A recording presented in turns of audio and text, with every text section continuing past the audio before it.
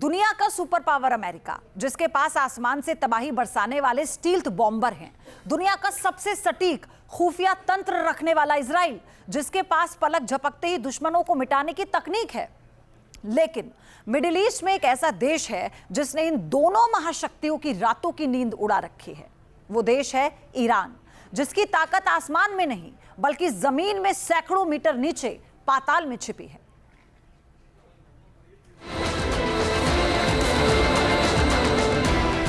Iran का वो पाताल लोक जिसे मिटा नहीं पाया अमेरिका।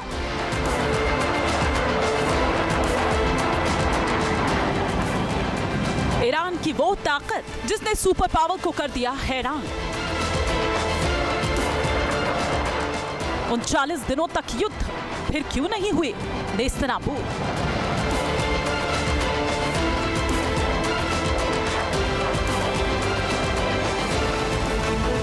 याद कीजिए वो 39 दिन जब सुपर पावर अमेरिका और इजराइल ने मिलकर ईरान के कोने कोने में बारूद बिछा दिया।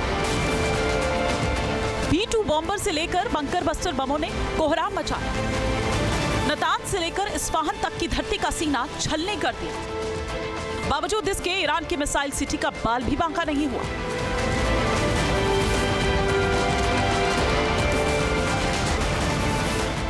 सवाल है कि आखिर ईरान ने ऐसा क्या इंतजाम किया हुआ था जिसके आगे सुपर पावर अमेरिका का भी गुरूर चकनाचूर हो।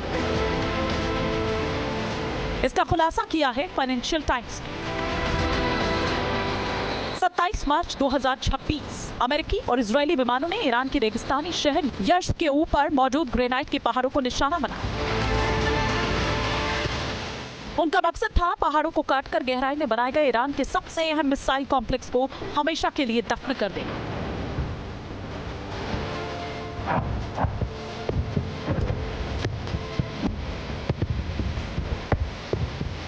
दोनों देशों की एयरफोर्स उन पहाड़ों पर लगातार बमबारी करती रही, लेकिन बावजूद इसके ईरानी सेना युद्ध विराम के आखिरी दिनों तक वहीं से मिसाइल दागती रही।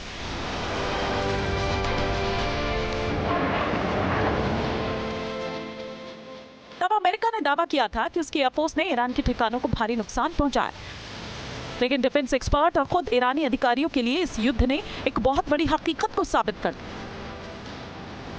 हकीकत यह कि ईरान की मिसाइल साम्राज्य को कुछ समय के लिए दबाया तो जा सकता है, लेकिन उसे पूरी तरह से नेस्तनाबूद नहीं किया जा सकता।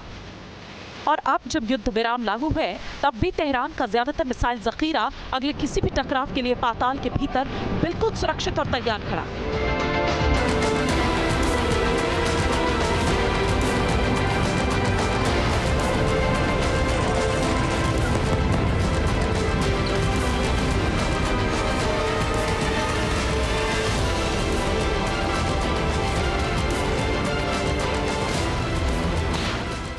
अब सवाल है कि ईरान की मिसाइल सिटी अभेद्य क्यों है?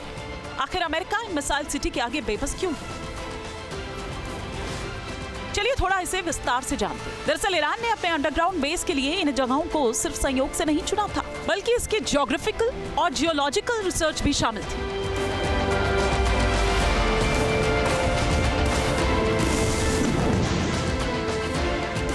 ईरानी पठार की जियोलॉजी बेहद मुश्किल और कठोर है। यहाँ की माउंटेन रेंज लाइमस्टोन और डोलोमाइट जैसी चट्टानों से बनी है। इन चट्टानों की खासियत होती है कि किसी भी ब्लास्ट से पैदा होने वाली ऊर्जा को अपने भीतर ही सोख लेती है और उसे चारों तरफ बिखेर देती है। पूरा ईरानी पठार प्राकृतिक गुफाओं, होल्स और अनगिनत फ्रैक्चर वाली चट्टानी परतों से भरा हुआ है। ये प्राकृतिक बनावट किसी भी घातक बम के झटके को नीचे गहराई तक पहुंचने से पहले ही निगल जाती है। यही वजह है कि जब अमेरिका का सबसे आधुनिक बंकर बस्टर बम भी इन पहाड़ों से टकराता है, तो उसकी शॉक वेव गहराई में बैठी ईरानी मिसाइलों का बाल भी बांका नहीं कर पाती। ईरान के वैज्ञानिकों, इंजीनियर्स, सैनिकों ने कुदरत के वरदान को बहुत पहले ही पहचान लिया था। इस विशाल पाताल लोक के निर्माण में तेजी तब आई जब 29 जनवरी 2002 को अमेरिकी राष्ट्रपति जॉर्ज डब्ल्यू बुश ने ईरान को एक्सेस ऑफ इविल में शामिल किया। ईरान समझ गया था कि अमेरिकी हवाई ताकत कभी भी उसके ऊपर कहर बनकर टूट सकती है। ईरान के पास इस महायुद्ध की तैयारी करने के लिए पूरे 24 साल थे। इन 24 सालों में ईरान ने अमेरिका के युद्ध लड़ने के तरीके को बहुत ही बारीकी से स्टडी किया। ईरान के रणनीतिकार ये जानते थे कि अमेरिकी सेना हवाई अभियानों के मामले में एक ही चाल चलने वाली ताकत है। चाहे वो सर्बिया हो, इराक हो, लीबिया हो, सीरिया हो, अमेरिका सबसे पहले आसमान से हमला करता है और दुश्मन के पूरे मिलिट्री इंफ्रास्ट्रक्चर को मलबे के ढेर में तब्दील कर देता है। ईरान ने इस अमेरिकी हवाई चक्रव्यूह को तोड़ने के लिए अपनी पूरी ताकत को पाताल में छिपा दिया। उसने जमीन के ऊपर हवाई जंग लड़ने के बजाय युद्ध को पहाड़ों को सैकड़ों मीटर नीचे ट्रांसफर कर दिया। उसी का नतीजा था कि अमेरिका और इजराइल ने मिलकर 39 दिनों तक अपनी पूरी हवाई ताकत झोंक दी, लेकिन वो ईरान के मिसाइल दागने की क्षमता को खत्म नहीं कर सके। ईरान के पास अंडरग्राउंड बंकर बनाने की महारत के पीछे कोई टेक्नोलॉजी नहीं, बल्कि हजारों वर्ष पुरानी सभ्यता का इतिहास है, जहां दुनिया की महान सभ्यताएं मसलन सिंधु, नील, दजला फरात या पीली नदी बड़ी नदियों के किनारों पर विकसित हुई। वहीं ईरानी सभ्यता एक बेहद शुष्क, भीषण, पथरीले माहौल में खड़ी हुई। पानी की भारी कमी के बीच जीने के लिए प्राचीन ईरानियों ने जमीन के नीचे छिपे पानी के स्रोतों को खोज निकाला। फिर उन्होंने पहाड़ों के भीतर से लेकर इंसानी बस्तियों तक कई किलोमीटर लंबी अंडरग्राउंड टनल बनाए, जिन्हें कनात या कारिज कहा जाता है। ये सुरंगें पानी को मीलों दूर तक ले जाती हैं। ईरान की यज़्द में ही दुनिया की सबसे लंबी कनात जार्च मौजूद है, जिसकी लंबाई 80 किलोमीटर है। वहीं खुरासान में गुनाबाद कनात का मुख्य कुआं 340 मीटर गहरा है, जो आईफिल टावर की ऊंचाई से भी ऊंचा है। सदियों पहले जिस सभ्यता ने बिना किसी आधुनिक मशीन के ग्रेनाइट और चट्टानों को काटकर पानी का रास्ता बना दिया था, आज उसी सभ्यता के वंशजों के लिए आधुनिक मशीनों से पहाड़ों के भीतर मिसाइल सिटीज का निर्माण करना कोई मुश्किल काम नहीं था। इतिहास की इसी अंडरग्राउंड इंजीनियरिंग की विरासत ने आज ईरान को बारूद का सबसे सुरक्षित किला सौंप दिया है। अमेरिका हमेशा यही सोचता है कि उसकी अत्याधुनिक सैन्य तकनीक और बम किसी भी देश को घुटनों पर ला सकते हैं, लेकिन वो भूल गए कि इतिहास और भूगोल के कॉम्बिनेशन को कभी परास्त नहीं किया जा सकता। ईरान के खिलाफ 39 दिनों तक चली भीषण बमबारी के बावजूद वहां के मिसाइल शहरों का सुरक्षित रहना ये साबित करता है कि युद्ध केवल हथियारों से नहीं, बल्कि जमीन की समझ से जीता जाता है।